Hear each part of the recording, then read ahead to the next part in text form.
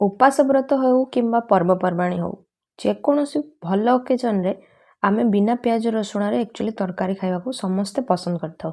तो से आज आम ये रेसिपी शिखा कंचा कदली किभली भाव आप बढ़िया गोटे टेस्टी तरकारी बन पारे आपको स्नैक्स भाया भी खाईपारे। कंचा कदली रेसिपी रही भाव ये रेसिपी मु बनाऊँ देखूँ। जदि वीडियोटी भल लगे तो निश्चय गोटे लाइक करेंगे और कमेंट कर निश्चय फीडबैक जनइबे। तो चलतु बनवा स्टार्ट करवा। प्रथमे मुझे कंचा कदली बॉयल कर फास्ट ही कंचा 4टा मीडियम साइज रो कंचा कदली नहीं आप चाहिए बड़ साइज कदली भी नहीं पारे। आप भल से बॉयल करने बॉयल करने आगे वाश करने कदली को तापर बॉयल करने आ भल से चपा छड़े ने ये प्रकार मुझे देखा बिल्कुल भी चपा रही चपा रही भल लगे तो से भल से छड़े ने ता सहित मुझे बाइंडिंग देवे आलू आलू आपण कम नहीं पारे। मु एक्चुअली 4टा कदली नहीं तो ता सहित मुझे एक्चुअली गोटे आलू आ हाफ 1.5 माने 2टा आलू को एक्चुअली मु 3टा आलू सीझे तो तार 1.5टा आलू नहीं बाइंडिंग पाई। तो भल से आलू रे चपा भी एमते छड़े ने सब चपा छड़ेगी आपड़ चाहिए ताको मेसर मेस करें ना नॉर्मली हाथ रे भी मेस करें आउ जदि पूरा इवेन चाहूँगी ताले ग्रेट भी करें। मु एक्चुअली ये हाथ में ही मेस करदेवी ता सहित टे बेसिक मसला एथरे ऐड करदेवे जमती कि हल्दी लुण लंका गुंड धनिया पाउडर आउ एथरे बाइंडिंग पाई हमें दबा आलू तो देले ता सहित आउ टे बाइंडिंग पाई मु एथरे चूना दे दोची 2 चम्मच क्वांटिटी हिसाब रे ही आपण नेबे। जदि आपण बेसी बनिया को चाहउचंती ताले आरो क्वांटिटी द्विगुणा करदेवे। तापर मु एक्चुअली हाथ में ही मेस करदेले आपण पूरा इवेन टेक्सचर जदि चाहउचंती ताले आको ग्रेट करि परिबे बेस्ट ऑप्शन रहिबो ग्रेट करियाटा। तापर देखो ये प्रकार पूरा पानी पानी बिल्कुल देवेनि पूरा सुखिला डो ही बनइबे। ता सहित मु यार मसला तैयारी करछु तरकारी पई चालमगज काजू लंका एथरे देवी जीरा सब टीस्पून माने तार क्वांटिटी आउ एथरे मेन इंग्रेडिएंट हो पोस्त पोस्तटा निश्चय देवे जेहेतु हम बिना प्याज रसुण बनाऊे। तो अदा आउ एथरे गोटे मीडियम साइज रो टमाटो अदा हूँ मुझे 1 इंच देती तार बढ़िया से गोटे पेस्ट बनने अल्प पानी देकी ये है मोर मसला रेडी हो गला।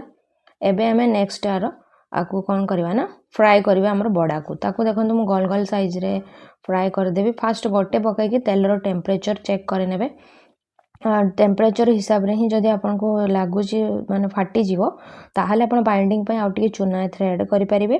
जदि फाटू नहीं पूरा नॉर्मल अच्छी ताले आपण पूरापूरी बढ़िया से गोल गोल बने कि तार बड़ा बन पारे कदली बड़ा। तापर एक्चुअली आपड़ चाहिए अलग सेप रे भी बन पारे आ पूरापूरी ब्राउन कलर है जाए आपको फ्राए करदेवे। एबे ये बहुत नरम हो आते आपको आम मसला दबा माने तरकारी झल दबा से आहरी टेस्ट बढ़ी एमती आप इवनिंग स्नैक्स रे बन कि खाई पारे। जदि आप आउ टिके माने याकू माने अपडेट करेंगे जदि यार वर्सन को ताले आपण एथरे बादाम पकई पारे जहाँफल क्रंचीनेसटा टी बेसी रहा एक्चुअली सॉफ्ट हो बड़ाटा। तो आपड़ चाहिए आपको क्रंची बनवाई आउ टे कौन करवा ना चूना बेसी पकईकी सहित बादाम पकेबे भजा होता बादाम पकेबे आर टेक्सचर आहरी बढ़िया लगे सेटा स्नैक्स आम जेहतु तरकारी बनाऊे तो से पूरापूरी सिंपल रखी। तापर कढ़ाई रे अल्प तेल देदेबा तेल देकी डायरेक्ट कौन करवा ना मसला पेस्ट को देदेबे मु भी दे दूँ आ सब मसला पेस्ट को देदेबे आ भल से भाजबे। मसला पूरापूरी हवापाई पाखापाखि 4 ରୁ 5 मिनट मैक्सिमम लगे बेसी लगे ना जेहेतु बिना प्याज रसुण मसला बहुत जल्दी हो जाए। तापर एथरे बेसिक मसला पकेबे जोड़ा कि मु रेकर्ड करना हल्दी पाउडर धनिया पाउडर लाल मिर्च पाउडर से सब स्वाद अनुसार आपन पकेबे ना टीस्पून 1 टीस्पून पाखापाखि सब ऐड करदेबे। ता सहित लास्ट में कसूरी मेथी दूची तापर भल से मसला को मिक्स करने कसूरी मेथी देला ही मसला पूरापूरी बहुत जल्दी रेडी हो जाए। तो से कसूरी मेथी को लास्ट टे देवे भल से भी मसला को माने चले देवे। देखो ये तेल जो छाड़ी आसो आमर मसला बिल्कुल रेडी हो जाए। स्टेज रे कौन करिया ना मु आउ 1.5टा जो आलू रखी एथरे देदेवी।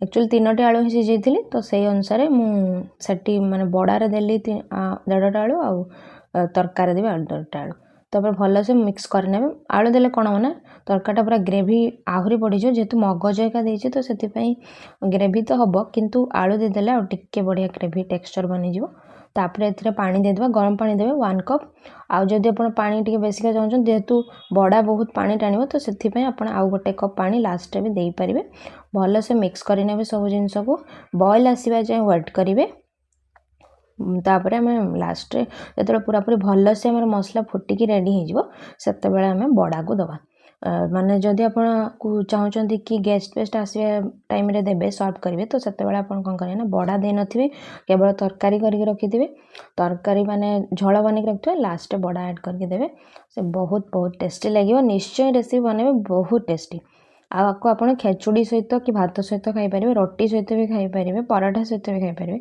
बहुत बहुत टेस्टी लगे तो बॉयल हो गला पर एमती देदेवे सब बड़ा को तापर लास्ट तो धनिया पत्र और धनिया पत्र तो सबू तरकारी लास्ट ही पड़े तो भलसे देदेवे बहुत सारा एगला आमर बड़ा तरकारी कदली बड़ा तरकारी किभली लगे कमेंट सेक्शन में निहाती जनातु जदि भिडियोटी भल लगुए ओडिशा फूड को निश्चय सब्सक्राइब करने को जमा ही भूलु ना पाखे बेल आइकन को ऑल नोटिफिकेशन निश्चय प्रेस करूँ तो देखा नेक्स्ट वीडियो रे धन्यवाद जय जगन्नाथ।